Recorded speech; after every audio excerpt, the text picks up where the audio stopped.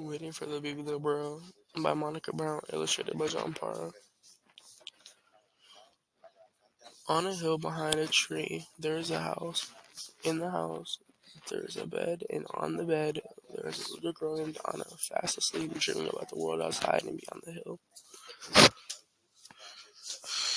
When Anna wakes up to the roosters, Kiki, Kiki, Papi is already at work on the farm, and Mommy is busy in the garden.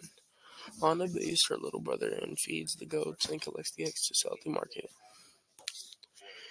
After breakfast, Anna and her mother walk down the hill. Anna closes her eyes against the sun and wishes she was back in the cool house with her libro, her book.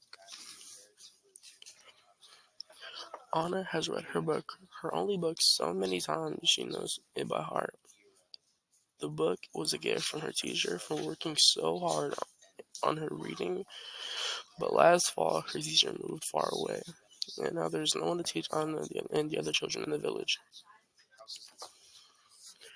So at night, on her bed in the house on the hill, Anna makes up her own cuentos and tells the stories to her little brother to help him fall asleep. She tells him stories about make-believe creatures that live in the forest, in the mountains, and the sea. She wishes for new stories to read, but her teacher with the books has gone. One morning, Anna wakes up to the sound of tak-tak, clip-clop, and a loud neigh. When Anna looks down on the hill below of her house, she sees a man in the sign that reads, Biblioburro. With the man, there are two burros. What are they carrying? Libros? Books. Anna runs down the hill to the man with the sign and the burros and the books. Other children run to him too, skipping down hills and stomping through the fields. Libros.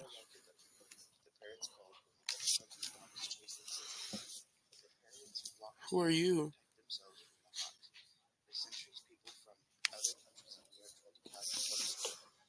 Whoa, I've never seen a librarian or a donkey.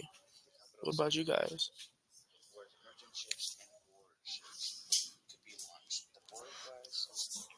Who are you? Who are they? The children ask. The man says, I am a librarian, a bibliotecario. These are my bros, Alpha and Beta. Welcome to the Biblioburro, my biblioteca. The senor, Ana says. I thought libraries were the only thing in big cities and buildings. Not this one, says the librarian. This is a moving library. Then he spreads out his books and invites the children to join him under a tree. What type of library is the Biblioburro?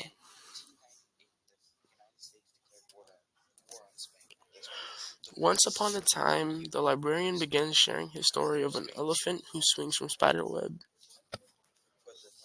He reads from books with beautiful pictures, then helps the little ones learn their abecedario. He sings A, B, C, D, E, F, G. Finally, he says, now it's your turn.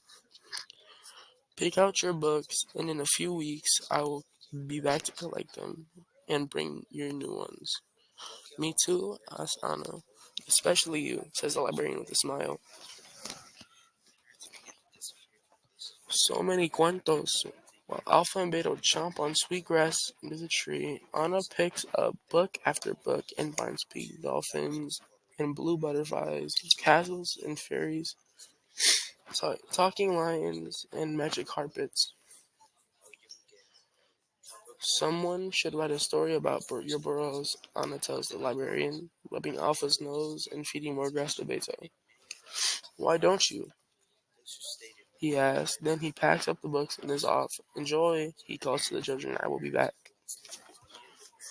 Anna runs up the hill to her house, hugging the books to her chest. She cannot wait to share her books with her brother, and that night she reads until she can't keep her eyes open any longer. Each morning, Anna does her chores and reads and looks out her window. She listens to the sound of Alpha and Beta, but weeks pass and the librarian doesn't return. When will you come back? She asks her mother, who smiles and says, Go read, Anna. When will you come back? She asks her mother and says, Go draw, Anna. When will he come back? She asks her mother, who smiles and says, Go right, Anna. When will he come back? She asks her mother, who finally says, Go to bed, Anna. One night, Anna dreams that she is flying over her country on a butterfly's back. In her dreams, she crosses over mountains and oceans and rivers and jungles, bringing stories everywhere. She goes, stories fly from her mouth and fingers like magic falling into the hands of children waiting below. When Anna wakes up, she misses Alpha and Beta in the Biblioburro books. She remembers the librarian told her that she could write a book, and so, with paper and string and colored pencils, she does. Have you guys ever had a dream like this? Finally, just when Anna thinks she'll never see the Biblioburro again, she wakes up to a neigh and children yelling. She runs down the hill with her library books and a special surprise of her very own. I wrote this cuento for you, she says. Que bueno, the librarian says. It reads her story to the children under the tree. When is it time to go? Anna packed. Anna's book is packed carefully onto the burro's back, ready to be carried away over the hills and throughout the fields to another child who is asleep on a bed in a house on a hill behind a tree, dreaming of Alpha and Beta and all the new stories Biblioburro will bring. What was your favorite part? If you were a traveling librarian, what would you use to travel? What did you guys think of the book?